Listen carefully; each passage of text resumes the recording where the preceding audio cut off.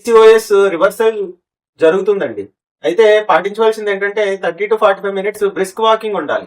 అలానే low glycemic index ఉన్న vegetables కానీ, ఫ్రూట్స్ కానీ, ఫుడ్ కానీ, హోల్ గ్రెయిన్స్ కానీ ఇవి తీసుకోవాలి. షుగర్ అనేది కంప్లీట్ గా కట్ డౌన్ చేయడం, బేకరీ ఐటమ్స్ అనేవి ఖచ్చితంగా కట్ డౌన్ చేయడం, ఫ్రైడ్ ఫుడ్స్ అన్నవి ఖచ్చితంగా కట్ డౌన్ చేయడం, అన్నెసరీ కార్బొనేటెడ్ డ్రింక్స్ కానీ ఇవన్నీ అవాయిడ్ చేయడం, స్లీప్ అన్నది 7 to 8 hours మెయింటైన్ చేయడం, స్ట్రెస్ కంట్రోలింగ్ కోసం అని చెప్పి మెడిటేషన్ కానీ, యోగా కానీ, బ్రీతింగ్ టెక్నిక్స్ కానీ మెయింటైన్ చేయడం, అలానే మీల్ టైమింగ్స్ అన్నవి ఫిక్స్డ్ గా మెయింటైన్ చేయడం, ఇవన్నీ పాటిస్తూ వైటమిన్స్ అన్నవి ఖచ్చితంగా బాడీకి అందుతున్నాయా లేదా అన్నది కూడా చూసుకోవాలండి. వైటమిన్ డి వచ్చేటప్పటికి ఇన్సులిన్ రెసిస్టెన్స్, అలానే ఓవులేషన్ వీటిల్లో బాగా హెల్ప్ అవుతుంది. అలానే చూసినట్టయితే వైటమిన్ B12 కానీ, ఫోలేట్ కానీ అయితే ఎగ్ యొక్క క్వాలిటీ ఎలా రిలీజ్ అవుతుంది, హార్మోన్స్ బ్యాలెన్స్ గా ఉండడానికి B12, ఫోలేట్ అనేవి ఉపయోగపడుతున్నాయి. అలానే ఎనోసిటాల్ అంటాం. ఇవి ఏంటంటే ఓవులేషన్ సైకిల్ ని రీస్టోర్ చేయడానికి ఉపయోగపడుతూ ఉంటాయి.